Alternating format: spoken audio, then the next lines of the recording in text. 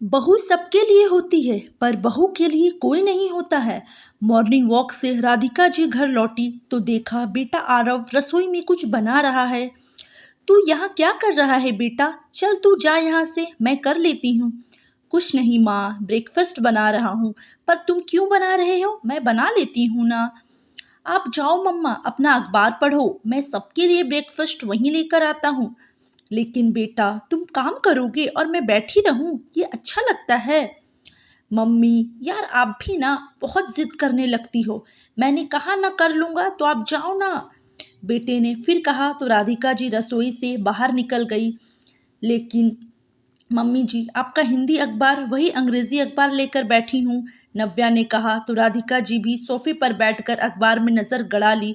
लेकिन अखबार पढ़ने में दिल नहीं लगा। एक बार फिर अखबार से नजर हटाकर रसोई की ओर देखा। बेटा बड़ी तन्मयता से ब्रेकफास्ट बनाने में लगा था। अब एक नज़र बगल में बेटी बहू पर डाली। कितना समय बदल गया है, लोगों की सोच में कितनी बदल गई है। कितनी अच्छी किस्मत है मेरी बहू की, भगवान ऐसी किस्मत सबको दे। यही सब सोचते हुए मन अनायास ही पुरानी यादों में खो गया। लेकिन बेटा यह तो बहू की ढिठाई है ना, खाना बनाकर रख दिया और जाकर सो गई। किसी ने खाया कि नहीं खाया कोई फर्क नहीं पड़ता। उसे पता है ना, पता है सब 12 बजे रात को खाना खाए हैं। मैं पूनम और तुम्हारे पापा आवाज़ देते रह गए, लेकिन ये अपने कमरे से क्यों निकलेगी? राह देखते देखते जब ये नहीं निकली तब तुम्हारी बहन पूनम खाना निकाल कर लाई। इतना सुनते ही मेरी घबराहट बढ़ने लगी। हे भगवान, अभी अभी तो काम से आए हैं, भूखे प्यासे, खाना भी नहीं खाने दिया और शिकायतें शुरू हो गई। मैं फटाफट चाय बनाकर पति को पकड़ा, अपने कमरे में चली गई। मुझे घबराहट इतनी हो रही थी कि ना तो मैं शांति से बैठ पा रही थी, ना ही एक जगह खड़ी हो पा रही थी। बस कमरे में इधर से उधर आपाधापी कर रही थी। लगता है आज फिर घर में भूचाल आएगा। मैं भी ना इतनी कोशिश के बावजूद एक ना एक गलतियां कर ही देती हूँ, मन में बोलते हुए दरवाजे से झांकने लगी। माँ कैसी बातें कर रही हो? तुम देख नहीं रही उसका 8वां महीना चल रहा है, तबीयत भी ठीक नहीं रहती है। मैं अक्सर देखता हूँ, कभी कमर में तो कभी पेट में दर्द रहता है, और तो और उसको अब तक उल्टियाँ होती है। हो सकता है तबीयत ठीक नहीं हो। क्यों छोटी सी बात को इतना बढ़ा रही हो? खाना तो बना हुआ था, लेकर खाने में क्या हर्ज है? और आपने खा लिया तो हो गई बात खत्म। मैं समझा देता हूँ आगे से ऐसा ना करे। पति की बात सुनकर मुझे थोड़ी तसल्ली मिली। हुआ कुछ यूं कि कल मुझे दिन भर कमर में हल्का हल्का दर्द होता रहा। मैंने सासू माँ को कहा भी तो उन्होंने कहा इस समय में यह सब सामान्य बातें हैं। दिन भर किसी तरह तो काम कर लिया, पर रात में खाना बनाने का बिल्कुल मन नहीं हो रहा था। लग रहा था कि कब बिस्तर पर चली जाऊं। फिर भी मैंने किसी तरह खाना बना दिया और ननद पूनम को कह दिया कि सबको परोस कर दे देने के लिए। मैं थोड़ा लेटने जा रही हूँ। अब मैं और खड़ी नहीं रह सकती। मैं तो बिस्तर पर लेटने के लिए गई, पर पता नहीं कब आंख लग गई और इतनी गहरी नींद में सो गई कि रात के 2 बजे आंख खुली। भूख काफी तेज लग रही थी। कुछ देर के लिए समझ नहीं पाई इतनी रात को अचानक मुझे भूख क्यों लगी। मैं बिस्तर से उतरी कि अचानक सब याद आया। मैं झटके में रसोई में आई तो देखा सब खाना खाकर सो चुके थे। ओह, किसी ने मुझे जगाया नहीं। रसोई की बत्ती जल रही थी। जूठे बर्तन यहाँ वहाँ बिखरे पड़े थे। मेरे लिए बचा हुआ खाना ऐसे ही पड़ा था। खाने का मन तो नहीं हुआ, लेकिन भूख इतनी लग रही थी कि जैसे तैसे एक रोटी खा ली। अब दूध निकालने गई तो ये क्या, पूरा दूध जम गया था। दोबारा गर्म नहीं होने की वजह से दूध फट गया। हे भगवान, कम से कम दूध तो गर्म कर देना चाहिए था। अब तो कल उसकी खैर नहीं। मैं वापस अपने कमरे में आ गई, लेकिन काफ़ी देर तक नींद नहीं आई। मेरे पति भी अपने काम के सिलसिले से शहर से बाहर थे। मैं अगली सुबह जब आई तो सासू माँ आते ही सारी बातें बताने लगी। कुछ देर तक चुप्पी छाई, फिर अचानक सासू माँ रोने लगी। बेटा बहुत बदमाश थी मेरी सास, बहुत परेशान करती थी। 100 ताने उल्हाने देती थी, लेकिन कभी भूखा नहीं रखी। स्वर्ग में गई, अब पीछे उनकी बुराई करूँगी तो नरक में भी जगह नहीं मिलेगा। सब सच कह रही हूँ। जो सास ससुर के रहते नहीं हुआ, पति और बेटे ने नहीं किया, वो कल की आई बहू ने कर दिया। हम सबको भूखा रख दिया। बोलते हुए सास जोर से रोने लगी। सासू माँ की रोने की आवाज़ सुनकर मेरे तो हाथ पाँव ठंडे पड़ने लगे। चुप हो जाओ माँ, क्यों रो रही हो? इतनी छोटी सी बात को बिना मतलब का बढ़ा रही हो। हाँ बेटा, अब तो मुझे चुप ही रहना पड़ेगा, मुंह पर ताला लगाना पड़ेगा। जब बेटा ही ना समझे तो किससे और कैसी शिकायत? बड़ी तरफदारी कर रहा है तू अपनी पत्नी की। क्या एक तेरी पत्नी है दुनिया में जो माँ बन रही है? अपनी माँ को देखा कैसे तुम चारों को पाला पोसा। अभी तो हम कमा रहे हैं, हमारे हाथ पैर सही सलामत है, तब तुम्हारी पत्नी हमें खाना नहीं देती। तो कल को क्या होगा जब हम दोनों बूढ़े हो जाएंगे? आप किस से बात कर रहे हैं पिताजी? वो ना तो आपका बेटा है ना ही मेरा भाई, यह तो बस अब मेरी भाभी का पति बनकर रह गया है। आप किससे बात कर रहे हैं पिताजी? वह ना तो आपका बेटा है और ना ही मेरा भाई, यह तो बस अब मेरी भाभी का पति बनकर रह गया है। बदल गए भाई, आखिर तुम बदल गए। जो भाई माँ बाप के सामने आंख उठाकर नहीं देखता था, आज जबान लड़ा रहा है। तुम्हें क्या लगता है भाई माँ पिताजी झूठ बोल रहे हैं? बोलते हुए बहन भी जोर जोर से रोने लगी। यह सब देखकर वही हुआ जो तीनों चाहते थे। राजेश के गुस्से का ठिकाना नहीं रहा और जोर से चिल्लाया, राधिका राधिका बाहर निकलो। डर के मारे मैं 2 बार घर के बाहर कदम रख कर फिर अंदर चली गई। अरे कहाँ मर गई? बोला बाहर निकलने के लिए। फिर सिर पर पल्लू ठीक करते हुए मैं बाहर निकली। तुम्हारी हिम्मत कैसे हुई मेरे माँ बाबूजी को खाना नहीं देने की?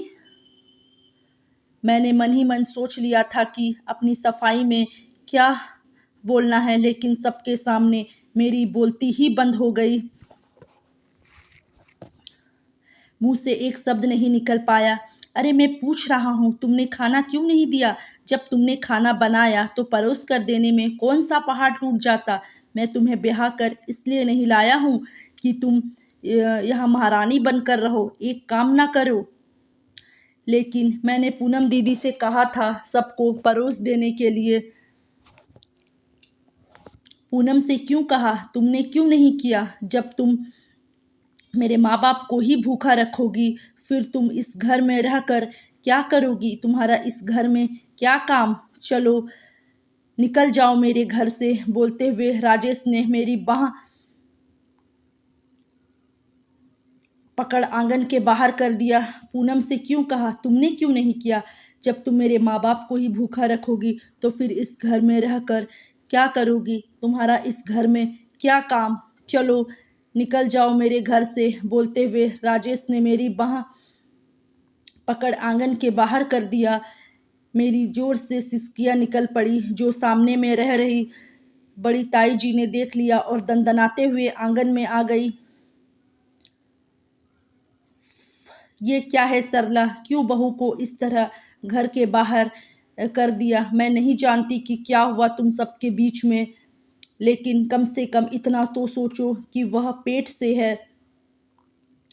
पूरा महीना चल रहा है, थोड़ा तो तरस खा। और तू क्या इतना नमक मिर्च लगाती रहती है? कल को ससुराल जाएगी तब पता चलेगा, समझ आएगी कितना हाड़ तोड़कर मन मार कर ससुराल में रहना पड़ता है। जी आप इसके बहाने और नखरे नहीं जानती। और क्या सिर्फ यही माँ बनेगी? और भी बनती है, हम भी बने हैं, कभी इतना नखरा नहीं किया। चल तेरी बात सही है, वह जानबूझकर सो गई, पर खाना तो बना दिया था ना, लेकर खाने में क्या जाता है? अगर जानबूझकर किया तो इसका मतलब है कि तुम लोग भी उसकी मदद करो। अरे 100 दिन में एक दिन तो किसी को भी आलस आता है, और वह भी इस हालत में। क्या तुम और मैं इस स्थिति से नहीं गुजरे हैं? अरे बाकी सबको जाने दो, लेकिन तू तो ससुराल में बसी है, 4 बच्चे जने हैं, सास ननद के बीच रही है, कितना सहना पड़ता है बहू को पता है, फिर भी नहीं बदली। हाँ समझ गया ताई जी, आगे से ध्यान रखेंगे। बात ना बढ़ जाए इसलिए राजेश ने बीच में ही बोल दिया। बाकी घर वालों को तो नहीं, पर मेरे पति राजेश को जरूर समझ आ गई। उसी रात में उन्होंने मुझसे कहा, तुम मायके चली जाओ। देखो, चाहता तो मैं भी यही हूँ कि तुम मेरे पास रहो, मेरे आंखों के सामने हमारा बच्चा हो, पर क्या करूँ, यहाँ तुम्हारी अच्छे से देखभाल नहीं हो सकती, तुम्हें आराम नहीं मिल सकता। ऐसा नहीं है कि तुम्हारा ख्याल नहीं रखना चाहता, पर जब माँ गुस्से में आ जाती है, रोने लगती है, तो उनके खिलाफ कुछ बोलने की हिम्मत नहीं कर पाता हूँ, इसलिए बोल रहा हूँ।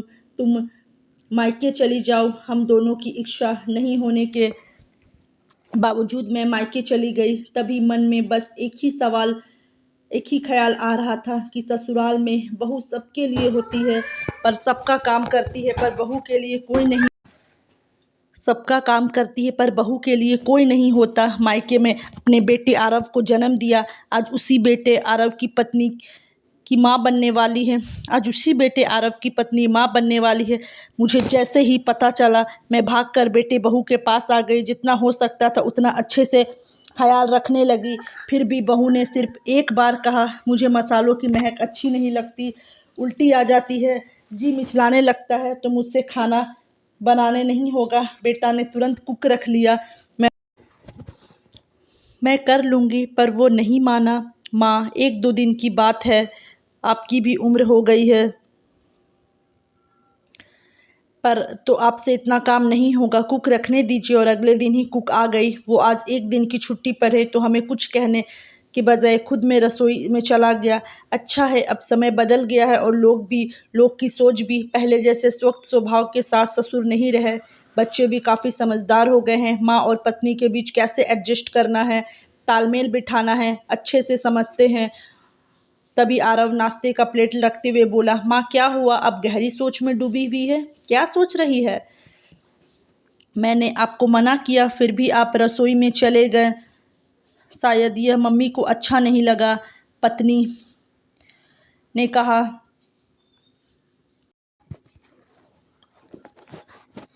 क्या हुआ मम्मी, कहाँ खोई हो? आरव ने फिर कहा। मैं झटके से वर्तमान में आई। कुछ नहीं बेटा, बस कुछ पुरानी यादें ताज़ा हो गई। माँ, यादें हैं वही ताज़ा करिए जो आपके दिल को मन को सुकून दे। वो यादें बिल्कुल ताज़ा मत करिए जो आपको दुख पहुँचाए। फिर जो समय बीत गया उसे क्यों याद करना।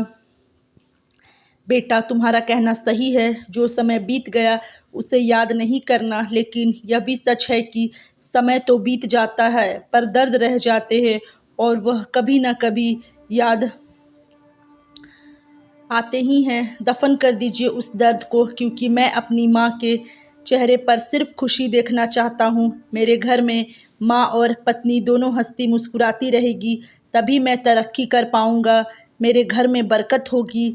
मैं हंसने लगी। तू खूब तरक्की करेगा बेटा। वैसे एक बात कहूँ नव्या, तूने मेरे बेटे को अच्छे से ट्रेंड कर दिया है। मम्मी, क्या आप भी? मैं तो 2 साल पहले आई हूँ, तो मैं क्या ट्रेंड करूँगी? यह तो जो कुछ भी है आपकी बदौलत है, बचपन से ही आपका दिया हुआ संस्कार है। वाह, क्या बात कही तुमने नव्या। वैसे आजकल तुम भी समझदार हो गई हो। आजकल मैं नहीं, जन्म से ही समझदार हूँ। बोल तीनों हंसते हुए अपना अपना नाश्ता कर प्लेट उठा लिया। तो दोस्तों, कैसी लगी आप लोग को यह कहानी? अच्छी लगी होगी तो वीडियो को लाइक ज़रूर करें।